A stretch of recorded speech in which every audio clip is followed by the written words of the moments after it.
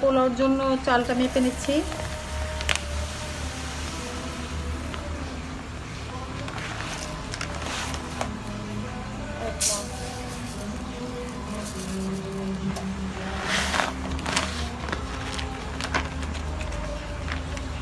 এক মগ হয়ে অর্ধেকটা হয়েছে, আমি পানি দেব 3 মগ। যতটুকু চাল দিবেন তার ডবল পানি দিবেন।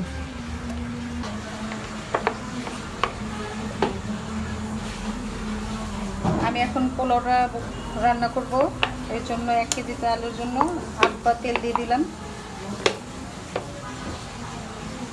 এখন আমি পেঁয়াজগুলো দেব।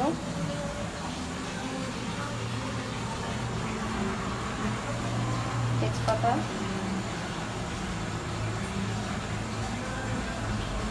দারচিনি, এলাচ,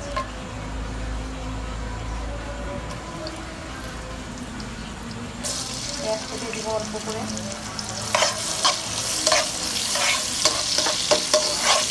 পেঁয়াজটা লাল হলে আমি আদাটা দিয়ে দিব, আদা রসুন বাটা। আমি আদা রসুন বাটাটা দিয়ে দিব।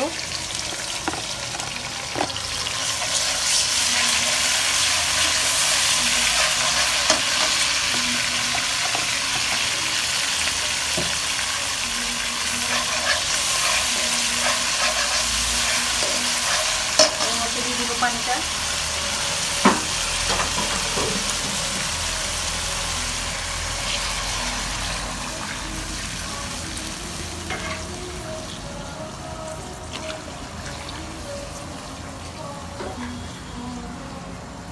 তিন মগ পানি দিয়ে দিলাম আমি।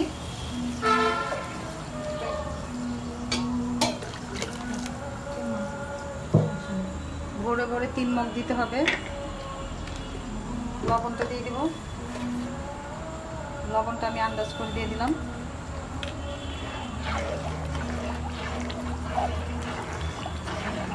এখন এটা বলক ওঠা পর্যন্ত আমি ঢেকে দিব।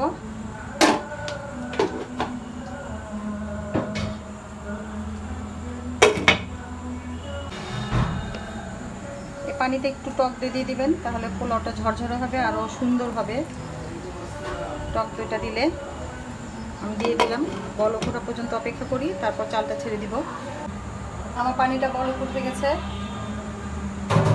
এখন আমি এটাতে একটু কেওড়া জল আর গোলাপ জল দিয়ে দিব।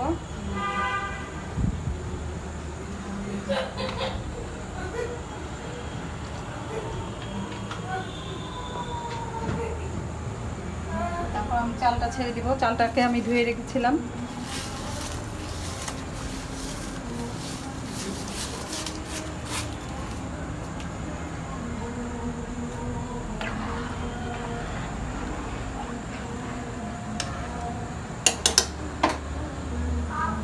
এখন আমি কয়েকটা কাঁচামরিচ দিয়ে দিব,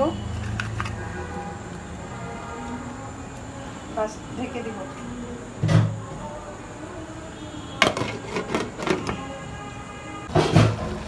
আমার পোলাওটা এখন আমি দমে বসিয়ে রাখবো।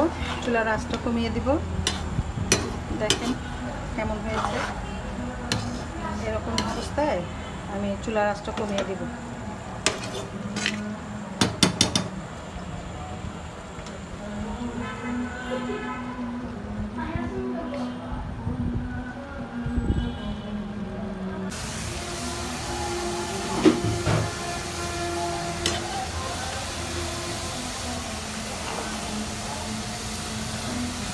দেখুন আমার পোলাওটা কীরকম হয়েছে, খুব সুন্দর ঝরঝরা।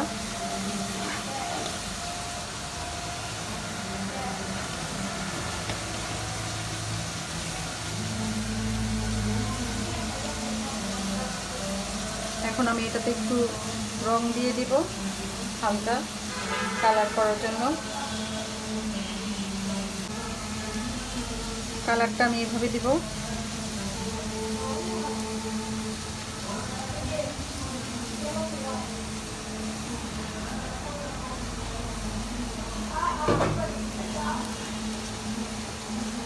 আর দিয়ে দেবো একটু ঘি উপর থেকে।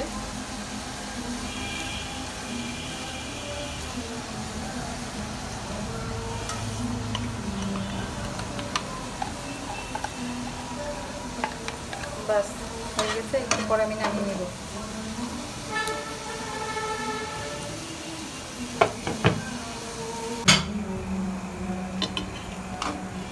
আমার পোলাওটা হয়ে গেছে,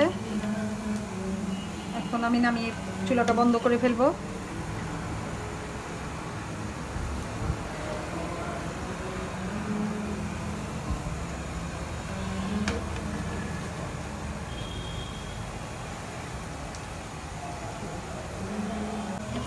দেখতে কত সুন্দর হয়েছে, লোভনীয় হয়েছে। আপনাদের কাছে কেমন লাগছে আমাকে কমেন্টসের মাধ্যমে জানাবেন।